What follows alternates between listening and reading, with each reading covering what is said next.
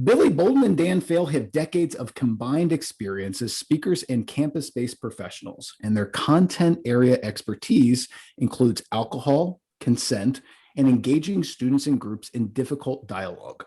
This program is designed to reflect that expertise and also project what they think will be true in this all too distinctive fall semester. Please join me in welcoming Dan and Billy to the stage. Billy, it's all yours. What's going on, everybody? I am Billy Boulden, and I drank my first beer when I was 3 years old. What I need you to know about that is, more than anything, I idolized my grandfather. My grandfather was one of the most important people in my life, and more than anything, I wanted to be just like him. In order to be like my grandfather, what that meant was it meant that I had to drink beer. Milwaukee's Best, to be specific, and not the light kind, the full heavy Milwaukee's Best. And so as a little kid, I could be a pest. Maybe I'm still a pest. I don't know. You all can decide. But I knew at 3 years old, I was definitely a pest, and I wasn't going to give up. I was going to beg my grandfather for that beer until he gave me one, because I needed Papa's beer. How could I possibly be like him if I didn't have a beer just like him? So my grandfather, he got tired of me begging and asking, and he leaned over to the cooler, reached in his hand, pulled out an ice cold Milwaukee's Best, and handed it to me with 4 words that I will never forget. Don't tell your mom. Now, I don't know about you, but for me at 3 years old, I didn't know a lot of things. What I knew was things that mom knew about were good things, and things that mom didn't know about were bad things. And so here I am at 3 years old, conflicted. I want to be like Papa. I want a beer to be just like him. That is a good thing. But Papa said, don't tell mom. That is a bad thing. At 3 years old, I learned the lesson that many of our college students today are facing when it comes to alcohol. Is it good or is it bad? And I think the answer is a little bit of both. So hopefully today, Dan and I can jump into that a little bit more as we continue to tell our stories and to talk about how we prepare for the fall. Dan? Thanks, Billy. I think in terms of what mom knew was good and what mom did not know was bad, I think I had that similar thing. Growing up in the South, you definitely are like, tell mama everything. And you're like, I don't think I should sometimes. Hi, everybody. My name is Dan Faill, and I talk about the intersection of alcohol and consent.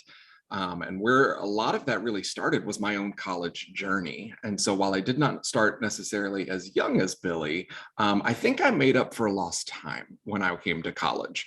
And so I would say that if you had to define my personality, it was a very social butterfly. But I thought that by being social, that meant you had to drink, you had to be the life of the party. And so blacking out was not a new concept for me. If anything, we were intimately acquainted for the majority of, we'll call it college, and especially freshman, sophomore, a little bit junior and senior year. I was also one of those students that whenever I got really stressed, I didn't know how to get that stress out, right? Like I wasn't like going to the gym. So if someone's like, oh, we should just go to the gym. And I'm like, when's the last time you saw me at the gym, right? Like that's not a thing. Like, oh, just go for a run. I'm like, I don't run. Like I'm one of those people in the zombie apocalypse that I'm going to be called a snack or dinner, right? Like that is me first out, okay? I think when you black out, one of the things that I didn't realize is that there's different levels of blacking out. And I am what's considered a functional blackout, which means that I didn't even know that I could be holding a conversation very similar to this, but have no recollection of it the next day. And that was almost a standard operating for me for a majority of time, anytime I felt stressed. And this was 20 years ago in terms of being in college and being stressed. And we know that stress has only gotten worse in the last little bit. I held a lot of different positions. I was president of my organization. I was a founding father of my chapter. I was an orientation leader. I was a tour guide, so I was walking backwards all the time. I would consider myself a student leader, and I had a lot of titles. One of the titles that I never considered or ever thought that I would have in my life is the title of survivor. Because one night, my senior year, I decided to just have a great time, and we were having a going away party for someone. And I got really, really drunk and blacked out and apparently gave consent. And so that's one of those items that I never realized what happened to me until unpacking that a few years later. See, we need to have these conversations. We need to have the conversations that matter, because I think a lot of our students, and every time I tell this story and every time I go through this on different college campuses, students come up to me because they're like, hey, my friend is you, or I am you, or how do I have this? And so that's kind of the impetus for this Can We Talk About This kind of inaugural program, is for us to be able to really just dispel a lot of the crap and really just like, let's have the conversations. Billy and I hopped on a call and we were like, you know what, people are talking about it, but we're not collectively talking about it. So that's kind of the thought about this, is that this isn't necessarily meant to be an hour of just Billy talking and me talking or whatever, like, Billy, it's your turn, now it's my turn. Like, that's not the intent of this. It's really meant to be a conversation. So like Casey just put in the chat, if you have questions, comments, things that we can also discuss, we would love for that to be a part of this, so that it can be more of a conversation as opposed to a presentation.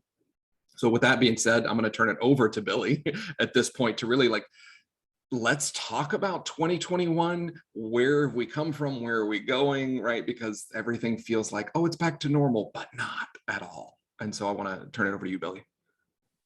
Yeah, so I think one of the things we've got to talk about first is, why do college students drink? I mean, we've got to be able to start in that space, and we can expand it obviously to why do people drink, right? Because I identify as a drinker, you might as an attendee identify as a drinker, but there's lots of reasons why students drink or don't drink.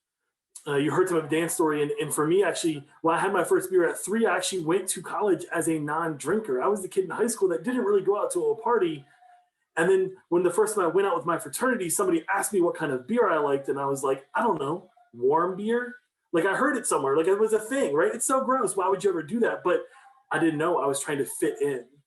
And so I think when we think about the reasons why people drink, there's an infinite number of lists for why that is. Maybe it's because they were like me. Maybe they're trying to fit in or feel connected. Maybe they're dealing with some type of stress or trauma in their life that they're trying to process. Maybe they're just bored. We know this about Generation Z. As they're coming to college, they're looking for experiences. While they are the quickest people to be on 5 different, video screens at one time, they also deeply desire that in-person connection. And so that ability to go out and to be with each other and to have beverages seems like something to do and an opportunity to connect with each other.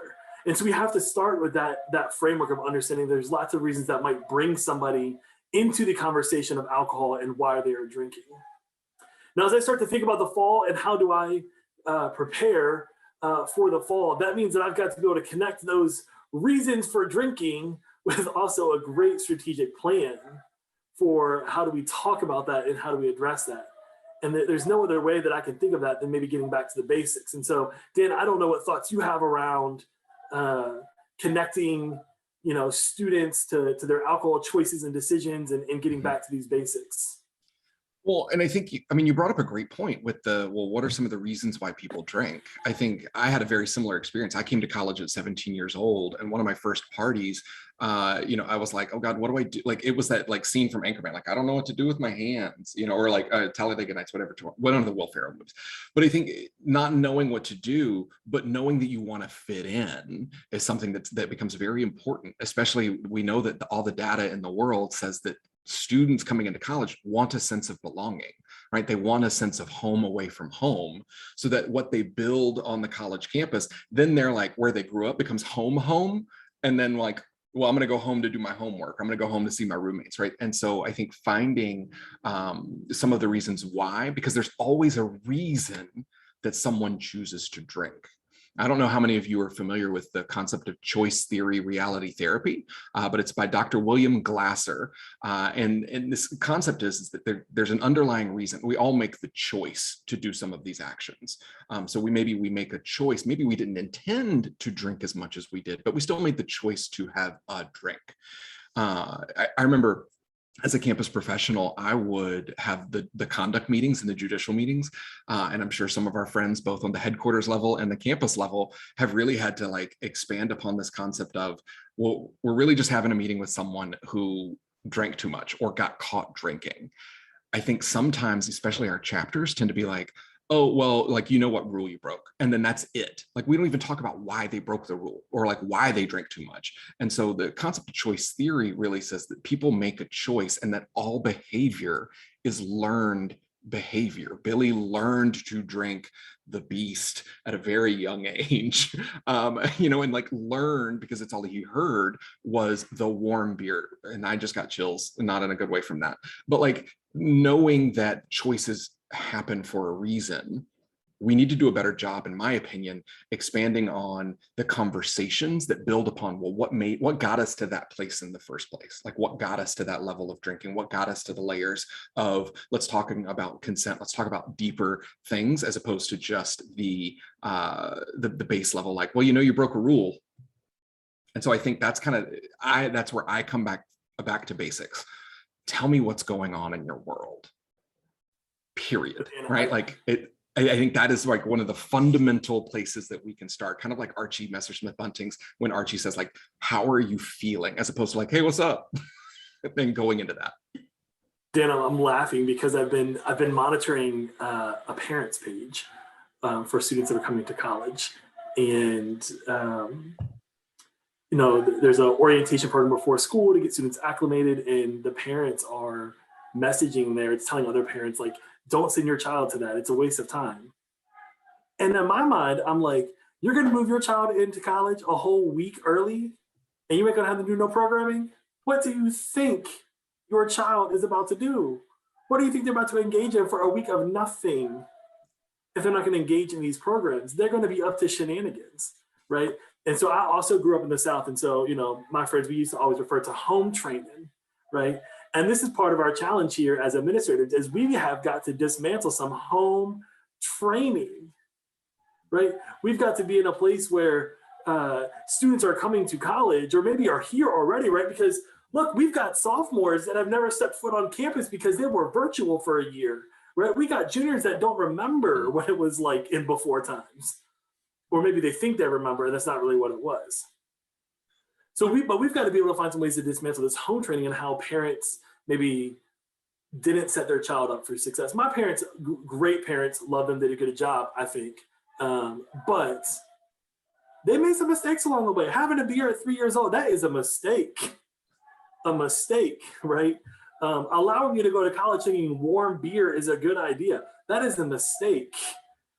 So I think we've got to be able to dismantle some of these things and talk about what it really is that students are dealing with and how they're showing up in college. Well, and Billy, one of the things that I read, Forbes actually just did like 8 reasons to be concerned for the fall. I think it was an article like a week and a half ago. I think it was on maybe the 14th. But like looking at it, like one of their biggest concerns was we've got how many years of students that haven't stepped foot on a campus yet? Right? Incoming freshmen, sophomores that haven't stepped foot on campus in theory, and then juniors who were sent away halfway through or 3/4 of the way through. And so, like you said, they want the experiences, but all they've seen or heard, right, are the juniors and seniors who remember the good old days of the before times, where like it wasn't a big deal. And now we've got a whole slew of people coming in, and we know that there's research out there that students are already, we'll call it eager to experience the traditional college experience.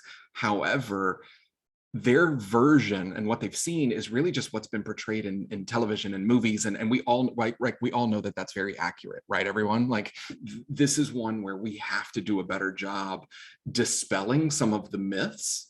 And then I come back to Billy, what you said, a month ago when we tossed around this idea is, how do you approach a back to basics?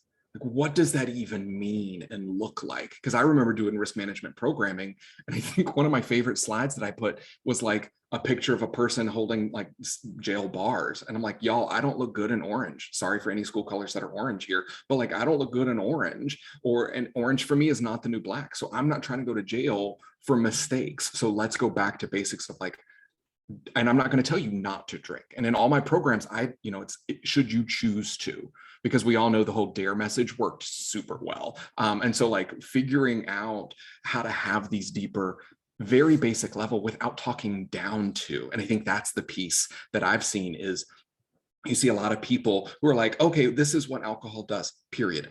Don't drink alcohol unless you are 21, period. And it's like, all right, cool suggestions, bro. But like, how do we actually dispel and dig a little bit deeper? And I think that's where I would love to, I know my approach, Billy, I know a little bit about your approach, and seeing like what other campuses are trying to do, I think is going to be important, and even headquarters, to see what's happening on the headquarters level too. Yeah, because shame and blame are not the answers, right? That's not the game we're playing today.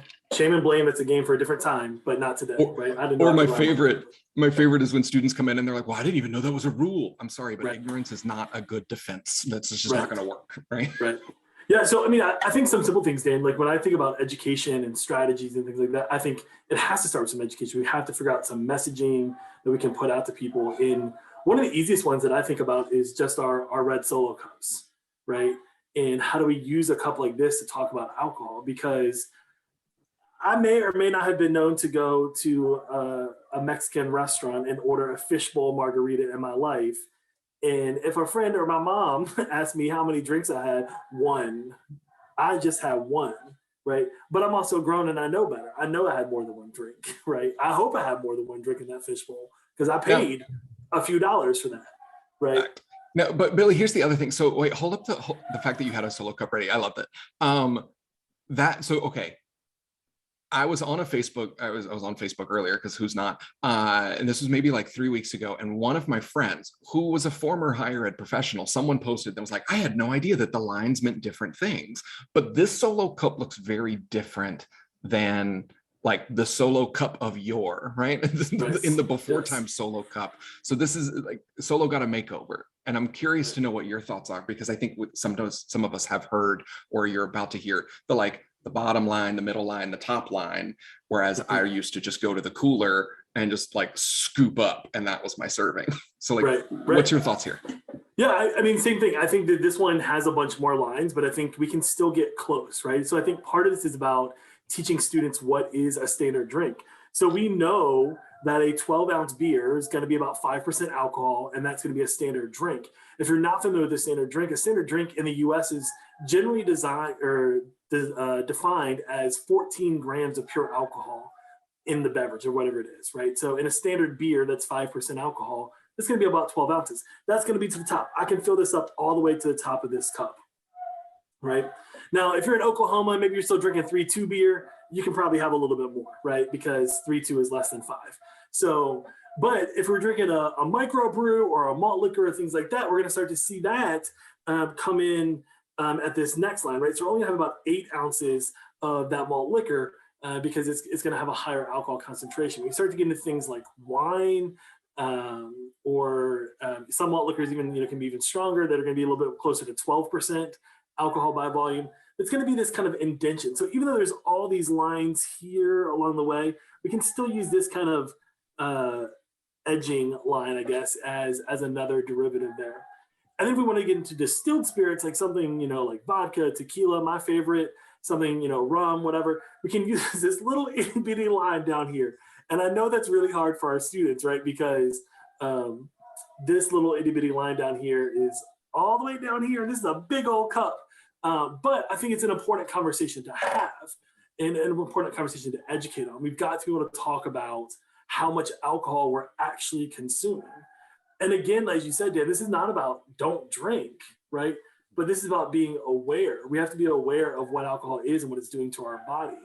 Alcohol, by its very nature, is a depressant, right? And specifically, it's a central nervous system depressant. So by the first sip of alcohol that you consume, you immediately start to slow your nervous system down. What is your nervous system? That includes things like your brain, your heart, the way your body moves, your limbs, right? That is all controlled by your central nervous system. And so as soon as you start consuming alcohol, you start to slow that system. The more alcohol you consume, the more that system slows, right? So we've got to be able to talk about that so we know what we're doing as we start to make some decisions. But okay, so Billy, like, that's great. And when you said like, oh, it's what you said, like it's 14 grams. Is that what you said? Like 14? Because I could just imagine my smart aleck undergrad, just being like, let me bring my scales to the party, right? And so like just trying like, can you imagine? Because I I don't think in that capacity. That just like within ASTP and a lot of different programs, right? We talk about like, well, at a 0.04, the buzz starts to develop. At a 0.08, some of your cognitive issues are being, kind of interfered with. And it's like, this is not The Sims where there's like the little counter on the top of your head that's like, oh, 0.03. Oh, he just went to a 0.04. Oh, that girl just I wish there was though, 0.04. because I'd be tapping people on the shoulder saying, you gotta go. Right. You gotta go. Or like when students, or even we, as human beings, make the choice to go out. It's not like if you and I, Billy, were to go out and be like, hey, Billy, I'm only going to want to get to like maybe a 0.07 tonight. Okay. So if you could let me know at around the 0.07, maybe 0.09 if I'm feeling it, then like just cut me off, then that'd be helpful. Right. And that's the weird part about like the stats and the data that we give aren't relatable. And so we have to figure out those ways, which is why I love the back to basics and very just like natural conversational approach. And I try to do the same with, when talking about blackouts. So yeah, I can say that, oh yeah, blackouts are anywhere from the 0.14 to the 0.24 range. That means nothing, let's be honest, because there's not like this moment where you're like, hey, everyone, I'm blacked out now. Like that's not a moment, Right. because it's so different for everyone. And I think finding ways to not only have the conversation, because I used to hear a lot of students that I would advise, I'd hear them all the time being like, oh, I just can't wait to get so blackout tonight. Like I'm gonna pass the out, right? Like, and that was their approach, because maybe they just wanted to have fun. Maybe they were blowing off steam. Again, unsure about what the underlying issues were, but those are not the same thing. And so we need to be able to have those conversations of, y'all, passing out is very different than blacking out, and neither are great, and like when your body gets rid of everything that you've had, that is not your body saying, I've got room for more. And not so, time for round two. Right?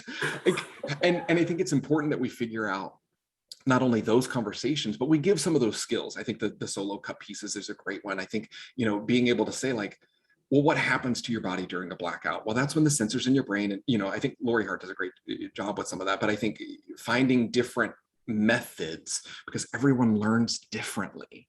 I remember joking with my old boss at a former institution that I would love to just put all the freshmen, as soon as they get, on campus, put them in the gym and let them like continually test their tolerance.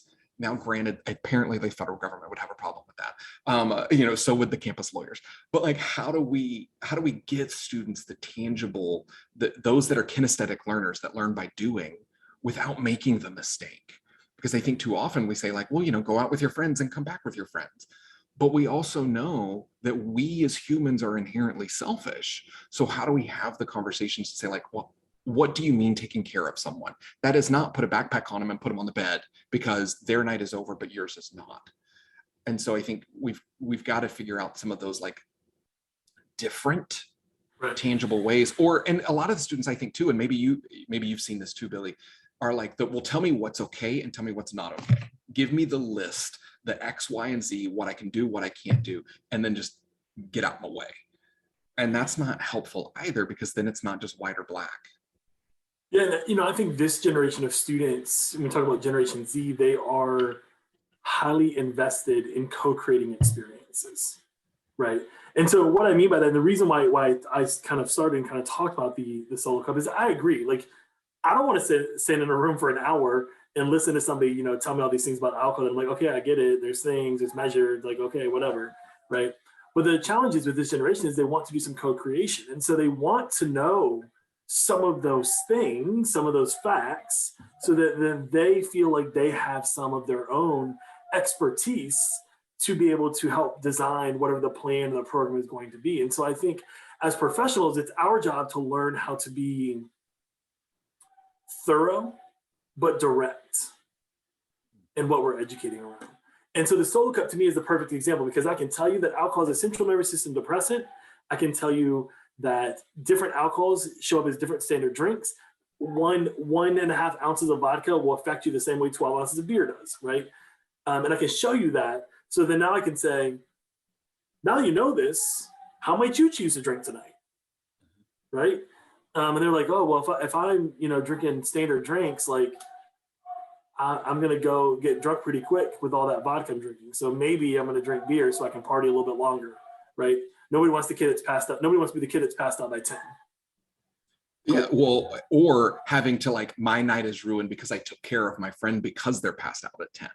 I think the other thing that's important to keep in mind is the environments that are created, and how do we talk to students about the environment of the party, you know, rather than just the sticky dim lit basement. What are the songs that are being played? What are the safety protocols that are being done? Because I mean, and I was guilty of this as a student leader, and maybe some of us were as well, of like, oh, we're just going to hope for the best. Turns out that's not a good risk management plan.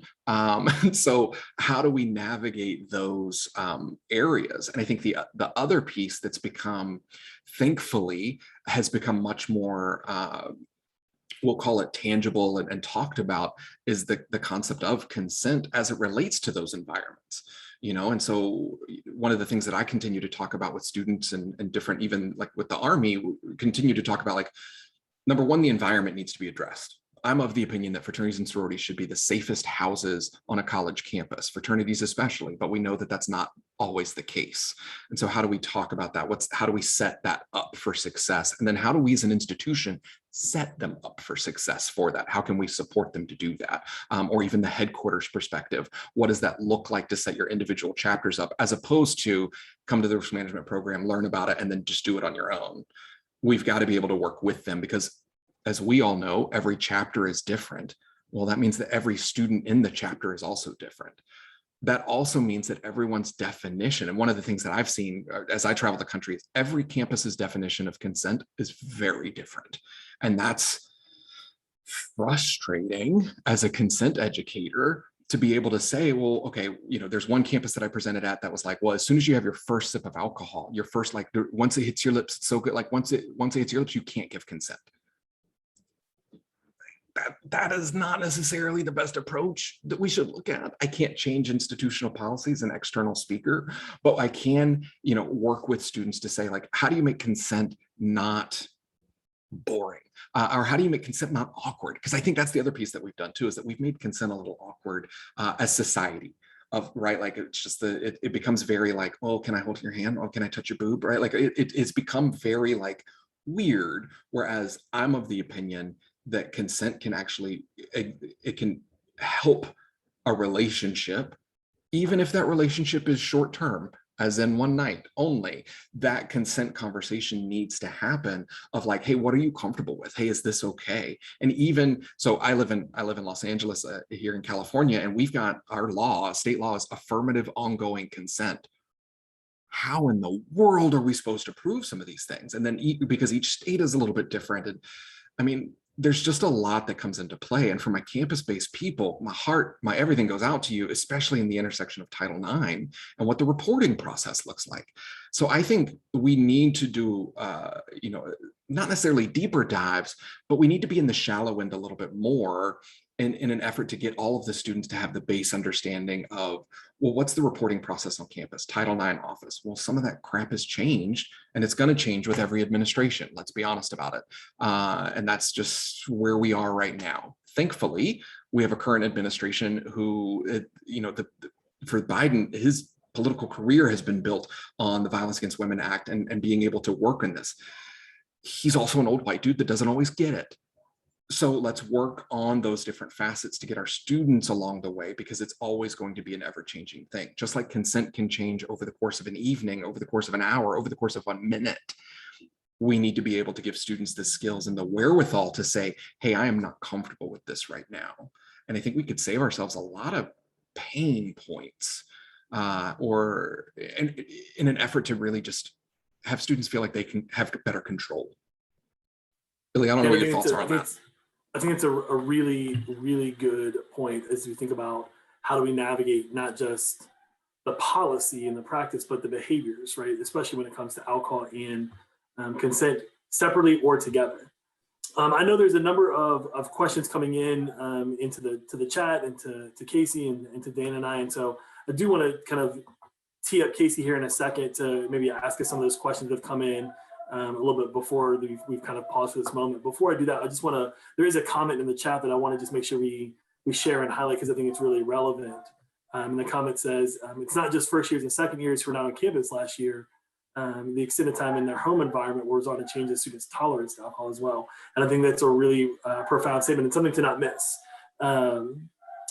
a one size approach to this is not going to work, right? I'm a big boy, so one size fits all don't actually fit me, right? I want to already tell people, like, it should say one size fits most because it don't fit me. But in this, I actually don't even think that one size will fit most, right? One size is going to fit some. And then you have to do something different for some other people. And there's a lot of different ways to break that down, whether we're talking about, you know, students' ethnicity or their race or their sexual orientation or their gender. It's going to affect students a lot differently, both alcohol and this topic of consent. And so we've got to be able to be nimble as practitioners to quickly adjust to a student's needs. And I think that's a great example of that, of just saying, like, hey, we can't just focus on the freshmen or the first year, second years, because we got people that went home and we're back home living with their guardians for a year. And we've got other people that maybe still lived in a college town by themselves for a year, and maybe they're still going out to bars, even while, you know, the world might have been shut down. Then maybe that was still something that was happening for some people. They're doing it by themselves. Maybe we got to talk about that. So there's a lot of pieces to this. I think the other part, before I get to Donald's question in the comments or the point, but knowing that our seniors were looking up to the seniors from, what is my math right? 3 years, 2.5 years ago, basically 18 months-ish more ago. And so like these people weren't even 21 at this point. Now they're 21. And so what does that look like in terms of their just methods of consumption and how that looks and feels? So yeah, those college towns that have just a lot of the local bars, I don't think they're ready. And I love the point that you brought up, Lyda, about the tolerance piece, because we all know that different environments affect you differently. And there's a good chance that a 19-year-old who went home last year or the year before, you know, isn't necessarily drinking every Thursday night with their mom and dad to the level that they used to. And so it is a big, it's probably one of the biggest reset buttons in education, but that also means that we have the biggest opportunity to reimagine all of the crap that we have been doing. We can toss some of that out the window. There's a bandwidth that we have and we don't have to be able to think creatively about this. And I think to kind of segue into Mr. Moore's point of question, like, how do we reach out to the students who we, you know, maybe miss, that are in the places we aren't? I think a lot of our programming as headquarters, a lot of our programming as campus professionals really tends to preach to the choir. You know, it's the student leaders, it's those who come, or they're mandated to be there, so they're already crossing their arms and they're like, I don't care. And so how do we approach those? Some campuses have really well thought out and planned, like, peer education programs. And that speaks to what Billy's point was earlier about, you know, students want to learn from students. So how do we involve them? And my approach to scholarship programming should be very similar to a chapter's approach to risk management programming. Every risk manager or every chapter has a different headquarters process of risk management, all very similar, but all very different and unique to them. And so how can we as advisors, either headquarters or campus, how can we pull in the student to say, like, well, let's talk about what your chapter culture is like, and then maybe help them present, or, you know, like, and making sure so that it's not just a student who's like, per my headquarters requirement, I have to do this alcohol presentation, so here's 3 slides of things to do. Please don't be stupid. And I think we've got to challenge them to do more, but in a better way. And Dan, you know, I want to acknowledge that I know there's a lot of fraternity and sorority professionals that are on this call with us today, but you know, I think we can think about this too outside of just the sorority and fraternity context, right? When we start thinking about some of our sports clubs, our rugby team, we think about student government, or even our residence halls, right? There's lots of different spaces that students are consuming alcohol. And so I think, again, it goes back to keeping this direct and simple messaging is what we've got to think about. And how do we navigate that? Of a staff member who is passionate about water consumption. And she will remind you every day that you need to be hydrated. And a student tried to tell her the other day that he's going to go do some things this weekend and there will be no water involved. And she said, that's not a good idea. You know, there's consequences for that when you make decisions like that. And the student said, hangovers is just a mindset. Only the weak-minded get hangovers, right? And so like we're going to unpack that a little bit, right? About like actually, you know, it's truthfully like we don't know exactly what causes a hangover, right? There's many different causes, and you may have heard people that talk about, oh, I only get hangovers when I drink dark liquor, or only when I drink wine, or what it is. But alcohol, again, talk about what is alcohol. Alcohol is a dehydrant, right? It dehydrates your body. So if you are in a condition where you are not fully hydrated, when you start to consume, well, you're already starting off as a deficit, and it could end badly and likely a hangover for you, right? So, but this staff member, she's latching on to this drink water mentality. Every day you see her, she's got water. She's got a bottle of water. So she's using that water as a tool to constantly reinforce and engage with students. You need to be drinking water. If you're going to go out to the bar tonight, that's cool.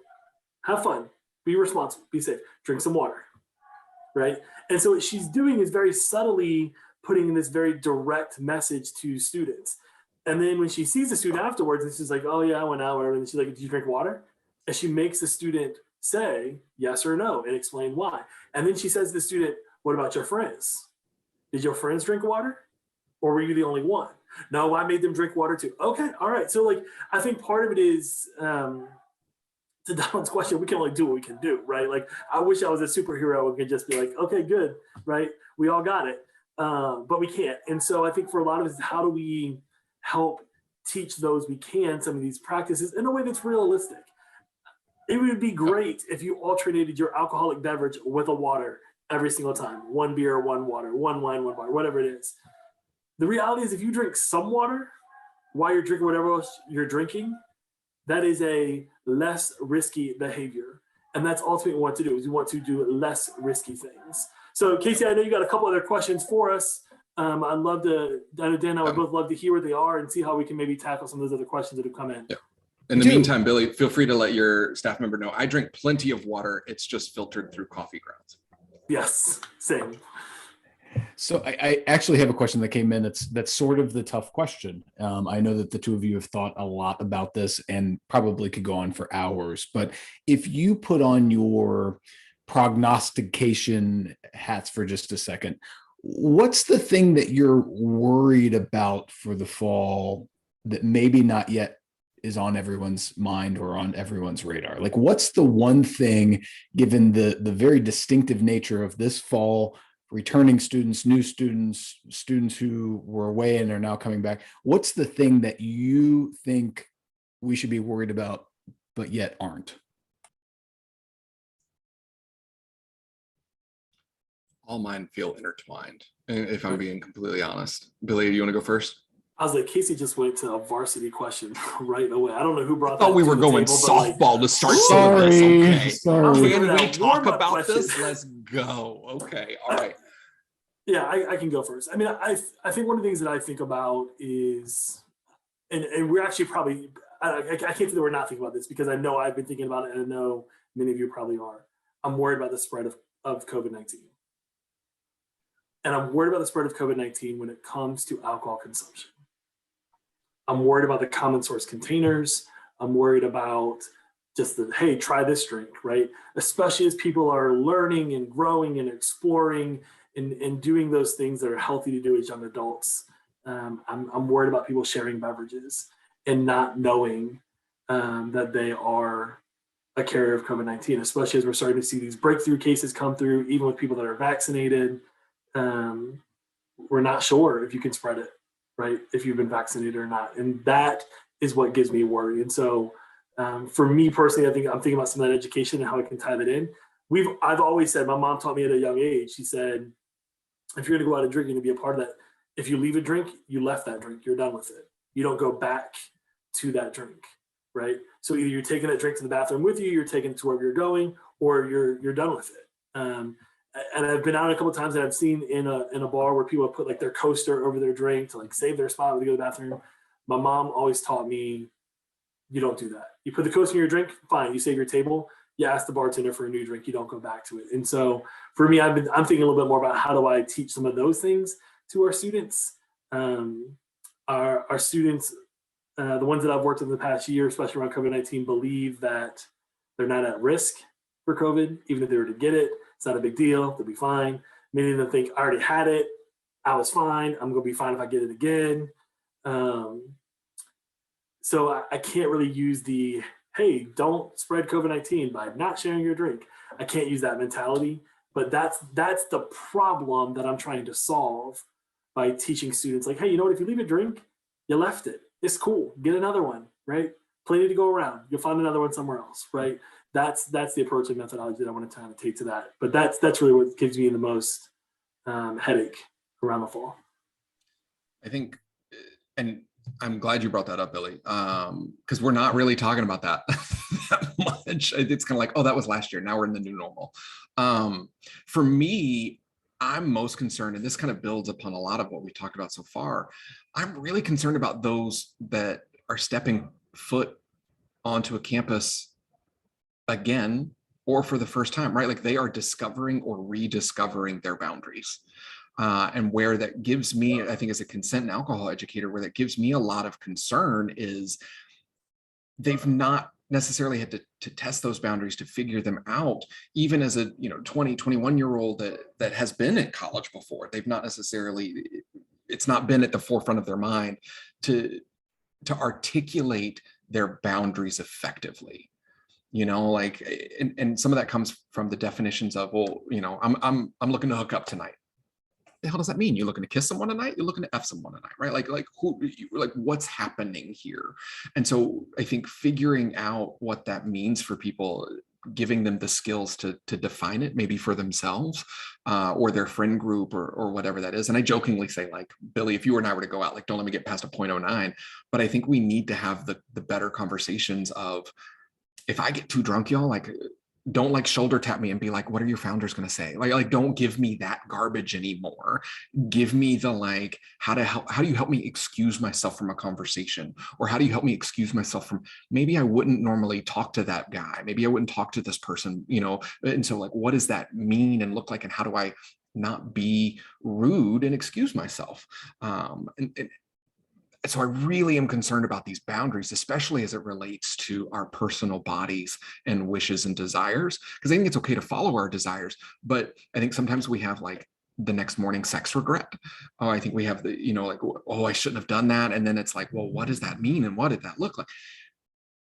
We need to have them define their own sets of boundaries. And even if that's putting a note in their phone to say, like, here's what I'm hoping to do or not do tonight, or I think finding some tangible ways for them to define it so that they're using their words, not, regurgitated words from training materials of years past.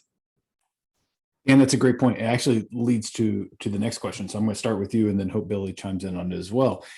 The things that we're talking about today also have an embedded nature of awkwardness, right? Like in terms of how we start the conversations around things like consent and alcohol consumption and so forth. So if you're someone who's hoping to start that conversation with a student, a group of students and so forth, how do you get beyond the awkwardness? Like what tangible tricks might you have? Maybe not everyone is as brave as Billy and you. Like what advice would you give? I think for those that know me and know my approach, this is very similar to how I am on a stage as well, and how I've been with students for 15 years when I was a campus professional. I call out the awkwardness. Y'all, consent is a weird thing, but there's so many easy ways to understand it. And I often reference the consent is as easy as T. The consent is like T video, because that is a great way to do it. There are other speakers who have framed very, innovative ways to look at consent. But when you have the awkward conversations, I think I'm going to approach this from a twofold. Awkward conversation number one, what are my boundaries as it relates to my own sexual desires and consent that I am willing to do? And then number two, how do I have the awkward conversation of, I know that this wouldn't happen when they are sober. How do I break this up right now? And so those two facets, acknowledge the awkward and then figure out some different skills. So what do I mean by that? I sometimes joke with people that it doesn't have to be as awkward as we think it is? Can I kiss you? You know, I do think that that needs to be the first question that is asked, quite frankly. But it doesn't have to be like that. It's like, hey, like, would you mind if we kissed? You know, I think that there are some very sensual ways that you can still approach this concept of, you know, making out, hooking up, whatever that might be.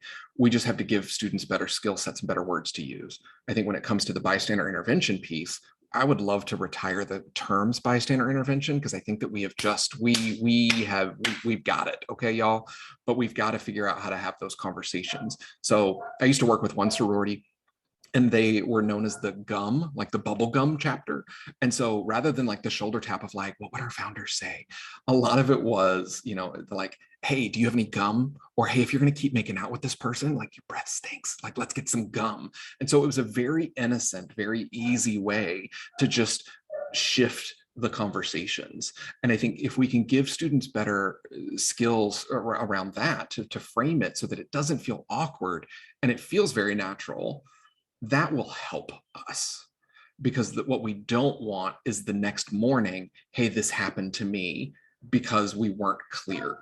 And one person was like, well, I thought we were very clear. And the others like, oh, no, we were not at all. And so that is where a lot of our, I think, our issues lie, is figuring out those terms.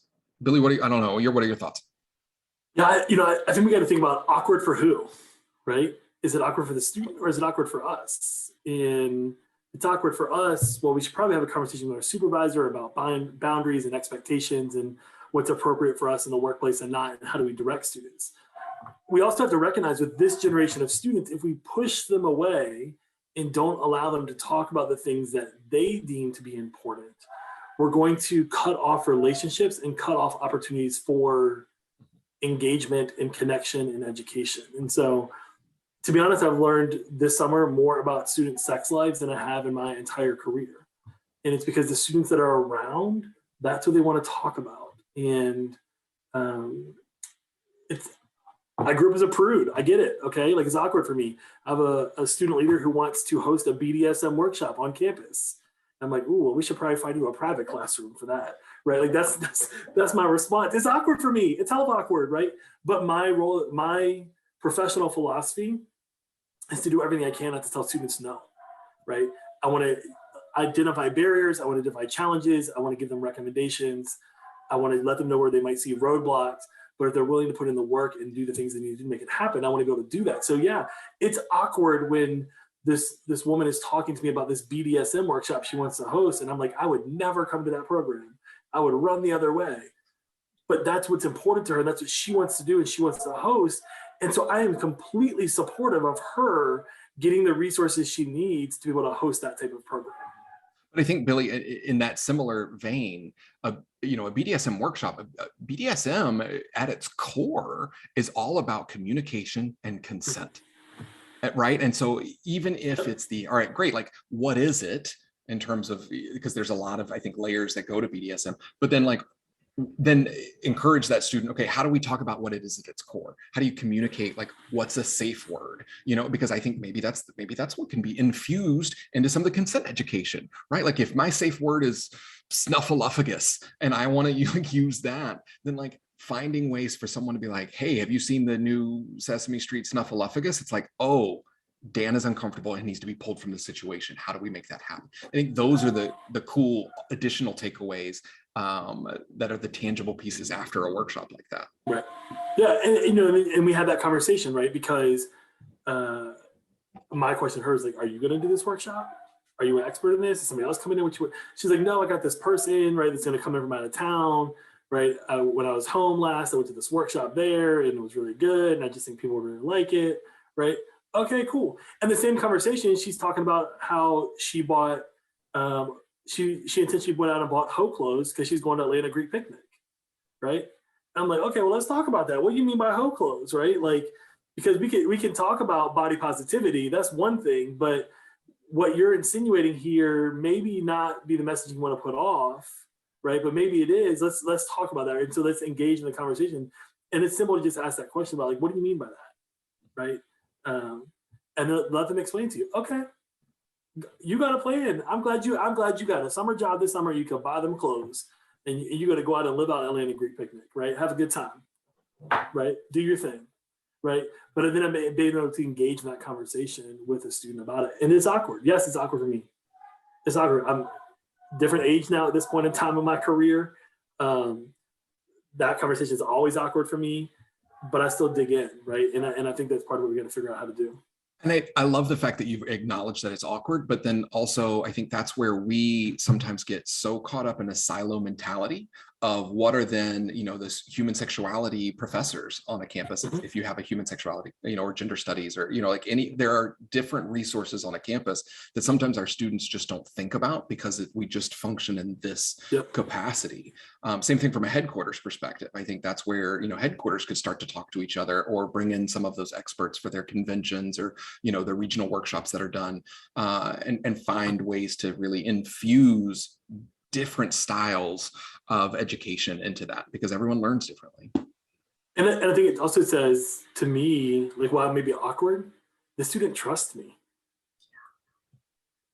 And I will always take a student's trust over any awkwardness. Put me in the awkward situation, but let me know the student trusts me. And I always want to be in that space.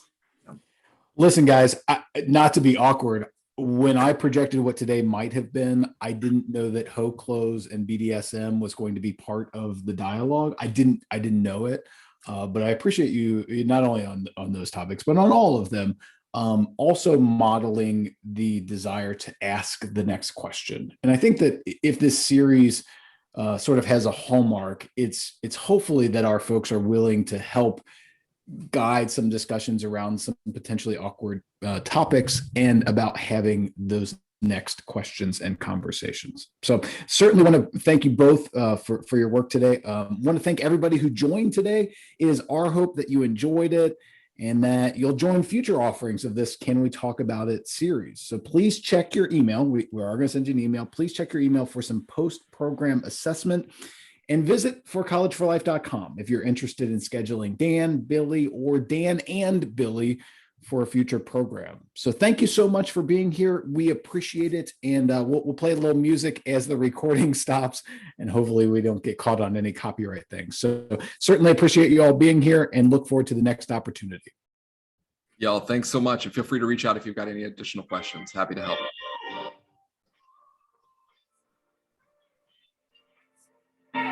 It's beautiful, it's bittersweet. Billy, I gotta say, man, the fact that you had a student openly say I want to do a workshop, that's amazing. That's so cool. And nerve-wracking, I think, at the same time, right? Like, do you run that by your office for risk management, by like your legal team? Right? Like, how does that work?